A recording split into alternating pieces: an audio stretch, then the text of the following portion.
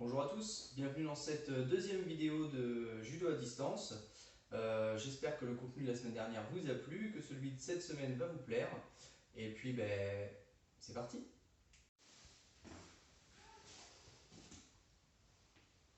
Allez, on commence par faire tourner la tête pour se réchauffer un petit peu dans un sens, dans l'autre.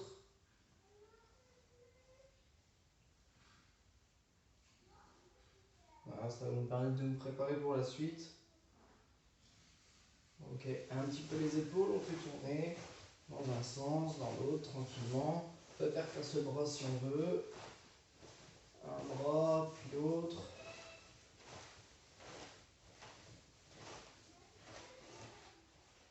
Voilà, un petit peu les poignets. Allez, on saisit les poignets, on fait tourner tranquillement. Voilà, on fait bien tourner les poignets. Les mains bien croisées, on fait tourner, très bien. Okay. Un petit peu les hanches, on va poser les mains sur les hanches, les jambes sur la largeur des épaules. Et on fait tourner le bassin, les épaules ne bougent pas. On est bien fixé. Alors, on fait bien tourner le bassin le plus loin possible, devant, derrière, sur le côté. Ça va prendre un maximum d'amplitude.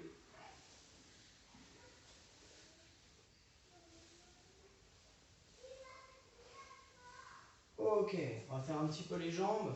Pour faire les jambes tout doucement, on va descendre, on va descendre, on va descendre, on va descendre, on va les toucher tout doucement. Et on remonte, on vient se grandir. Et on va redescendre tout doucement, tout doucement, tout doucement. Voilà, on pose, on essaie de ne pas décoller les talons si possible. On descend, on descend, on descend. Voilà. Alors on va faire encore 2 fois, on se grandit. On descend tout doucement. Il ne faut pas forcer sur les genoux, hein. Je rappelle que c'est l'échauffement. On descend, on descend, on descend. Super. Allez. Ok. Un petit peu les chevilles, on va s'asseoir. Ok, on va passer une jambe sur l'autre. On saisit la cheville, on accroche, on fait tourner. Voilà, dans un sens, dans l'autre, c'est très bien. Ok, on en profite également pour chauffer un petit peu les orteils, ça peut pas faire de mal. Évitera les blessures. Ok, allez, l'autre côté, l'autre jambe, voilà, on fait tourner, on échauffe un petit peu les orteils dans un sens, dans l'autre, on n'hésite pas, on tient bien la cheville pour que ça reste bien souple, bien mobile.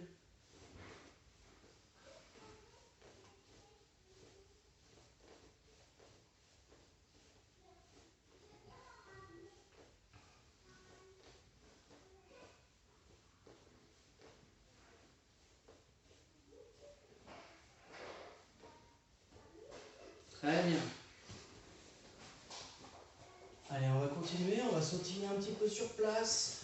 Voilà, on sautille tranquillement, histoire de se dégourdir encore un petit peu. On va pouvoir décaler un peu sur le côté, tranquillement. D'un côté, les deux pieds en même temps. Ok, même chose, devant, derrière. Alors je me tourne, voilà, devant, derrière. Deux pieds en même temps. Un peu sur le côté, un petit peu devant, derrière.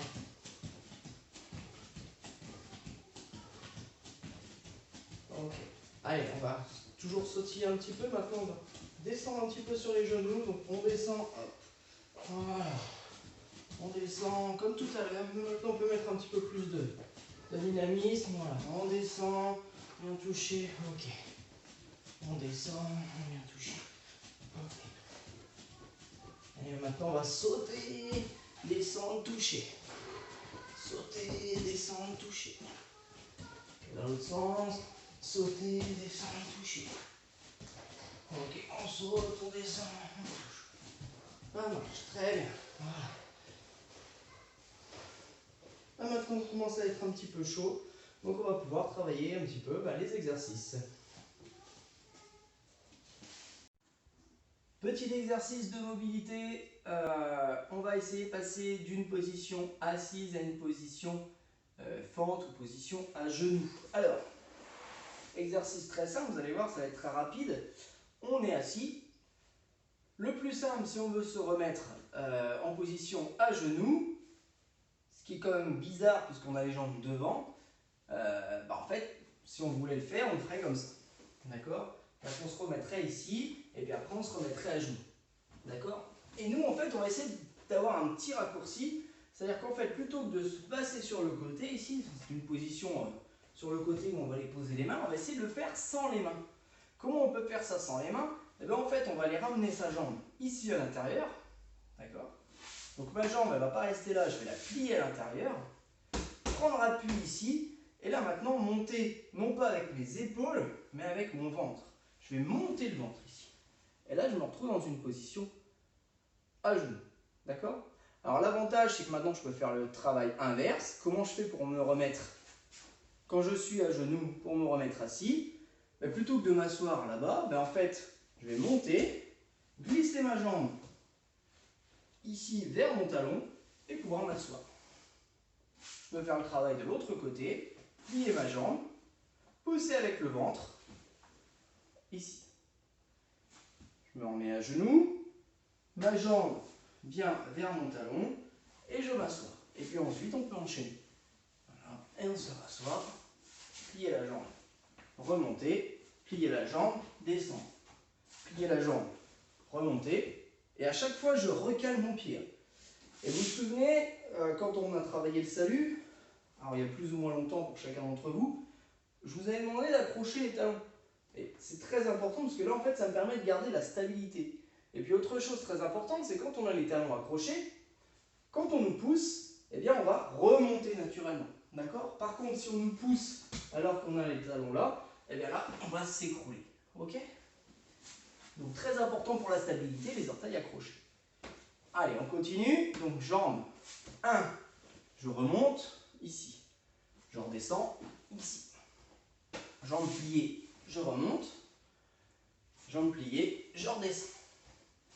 Plié, je remonte, je redescends. Je remonte, je redescends. D'accord? Là, je stabilise, je redescends. Je remonte, je stabilise, je redescends. Je vous laisse vous entraîner un petit peu. Allez, à tout de suite. Petit exercice où on va enchaîner un peu toutes les positions qui existent au judo. Si par exemple on part d'une position à genoux, d'accord? Donc on imagine qu'on est face à son partenaire et qu'on souhaite aller se mettre en fait en position assise. Donc on va alterner 3 postures qui sont la position à genoux, la position assise et l'idée d'aller allonger le partenaire. D'accord? Donc cette position un peu plus mixte ou alors où on va aller retourner le partenaire. Donc en fait, on va partir de cette position et aller avancer. Avancer, rapprocher ma jambe pour aller m'asseoir et aller glisser dedans. Ensuite, je vais basculer sur le dos. Alors là, il y a plusieurs solutions. Monter ou alors allonger. Et à partir de là, je reviens dans une position à genoux. D'accord? Donc je remonte.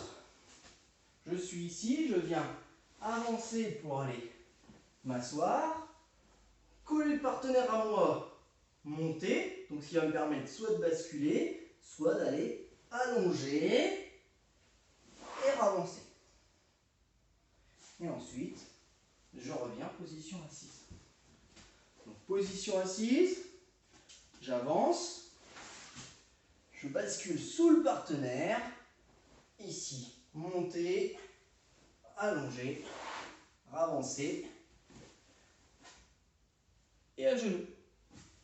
Je vous laisse essayer ça, donc enchaîner un petit peu les déplacements. Après, on pourrait même y greffer d'autres déplacements encore, des retournements, des positions quadrupédie, des enchaînements geza-gatame, etc., des shio-gatame. Voilà, il y a plein de choses à imaginer. Essayez de maîtriser un petit peu tout ça, essayez un petit peu de ressentir tout ça. Je vous laisse vous amuser et je vous dis à tout de suite. Petit enchaînement. On va travailler le Ippon Seoinage, mais le Ippon Seoinage de manière un petit peu plus dynamique.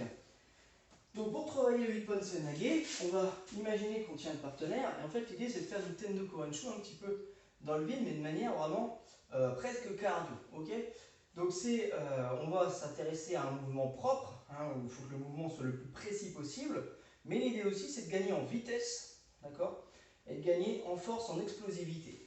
Donc on est ici, déjà on n'est pas juste à avancer et à faire le mouvement, on est dynamique, ok, et l'idée c'est d'aller chercher à droite, boum, et à gauche, et à droite, et à gauche. Pourquoi on fait ça? Pour travailler les pivots. Et vous avez vu que je le fais en moins de temps possible, c'est-à-dire le moins de déplacements possible. Je ne dois pas avoir des... C'est pas ça. C'est vraiment les mouvements précis. 1, 2, je suis placé. 1, 2, je suis placé. 1, 2, 1, 2, 1. Et pour avoir cette rapidité de rotation, je regarde le plus longtemps possible dans la direction première. Là-bas. Ici, tirer et seulement tourner à la fin. 2. Je tourne. Et je tourne. Et je tourne. Et je tourne. Et je tourne. Et je tourne. Et je tourne. Et je tourne.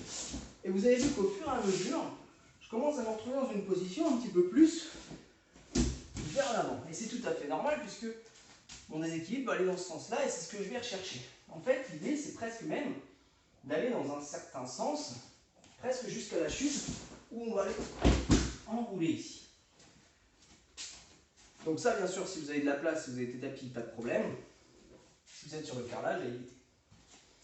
Donc tout simplement, on y va. Donc ça va donner 1, 2, on peut compter 3, 4, 5, 6, 7, 8. Et à chaque fois, je tire très fort avec les bras. Vous allez ressentir normalement la tension dans les bras. Voilà. Et puis ensuite, chose qu'on peut travailler également, toujours sur cette forme de corps droite-gauche, c'est aller chercher la flexion. D'aller chercher la flexion, d'aller chercher le pousser. Alors bien entendu, je vous l'ai dit, ça peut se faire avec une chute si vous avez de la place. En général, chez vous, vous n'avez pas de tapis. Donc simplement aller ici et pousser. Voilà. Donc ça va donner quelque chose comme ça. On va exagérer la descente justement. Là, je descends, je pousse. Et je repars à gauche. Là, je descends, je pousse. Je descends, je pousse. Je descends, je pousse.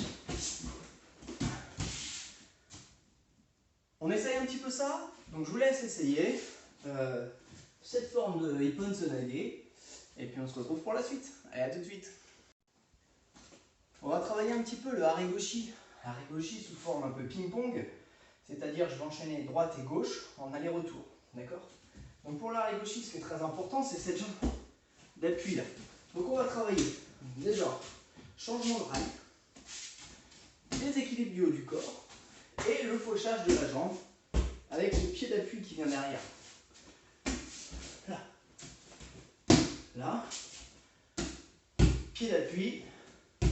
Là. Là. Là. Alors moi j'ai tendance à être plus sur une forme de Uchimata à gauche, mais Uchimata ça fonctionne également. D'accord? Là.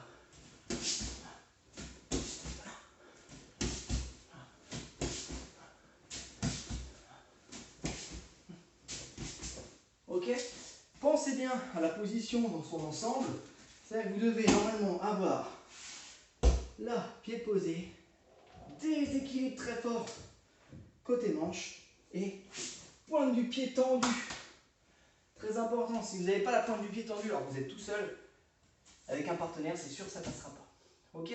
Donc je vous laisse vous entraîner un petit peu et puis je vous dis à tout de suite.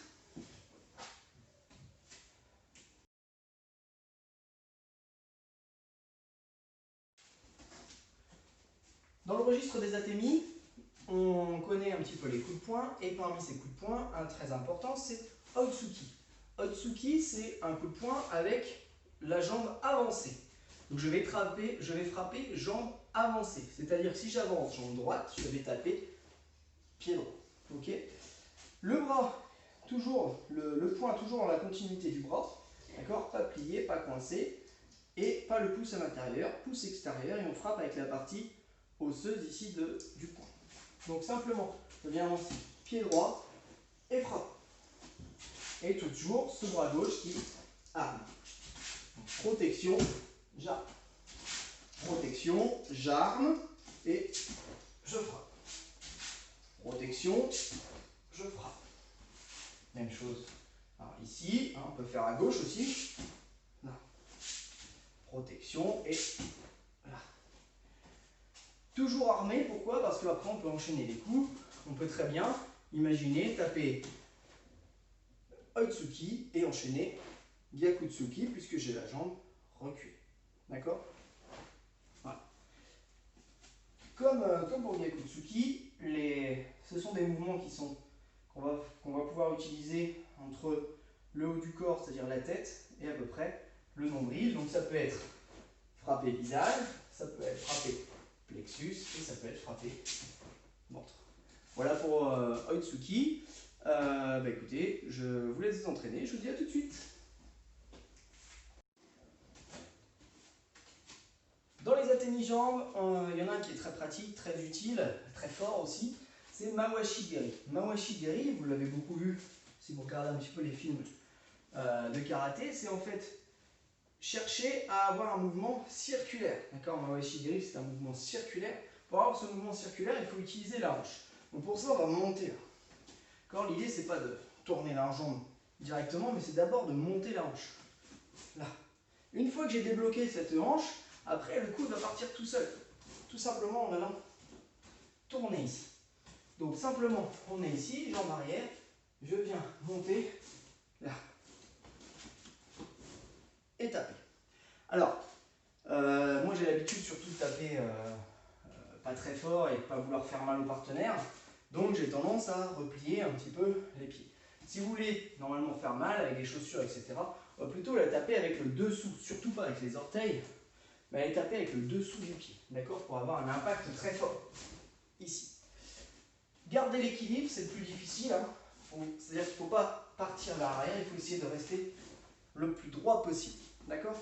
Bien sûr, ça se fait à droite, et puis ça se fait à gauche, ici, ouvrir et taper. Mais je vous propose encore une fois d'essayer, donc Mawashi Geri, mouvement circulaire, essayez de bien garder l'équilibre. Allez, à tout de suite.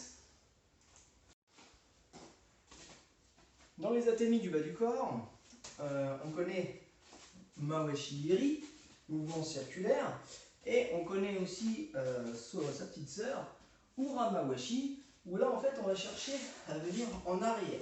C'est-à-dire que plutôt que de partir ici, on imagine que là mon partenaire se retrouve dans cette position, plutôt que de taper le ventre, je vais plutôt aller chercher à taper le dos. Pour aller chercher à taper le dos, on va faire comme ceci, comme si on attaquait un Harajushi là. Et en fait, l'idée c'est d'aller chercher ça. Pourquoi? Pour pouvoir passer la hanche. Et l'idée d'aller passer la hanche, c'est que je vais pouvoir derrière revenir en mouvement circulaire. Mouvement circulaire arrière, ici. D'accord? Et aller taper, pourquoi pas, avec le talon. Là. D'accord? Ici. Et là. Et je peux revenir face. D'accord? Donc, Ura Mawashi. Si vous avez compris, vous pouvez faire Mawashi et Ura Mawashi. Vous êtes placé. Donc, Mawashi et Ura Mawashi. Allez, je vous laisse essayer un petit peu ça. Allez, à tout de suite. On va travailler un petit peu un enchaînement sur les atémies qu'on a pu voir précédemment. Donc, je vous propose de travailler sur Oitsuki dans un premier temps, ensuite sur Mawashi, et ensuite sur Ura Mawashi. Donc, pour ce faire, on va faire ici 1, je replace 2, je replace 3. Donc, ici, Oitsuki, je replace Mawashi, je replace Ura Mawashi.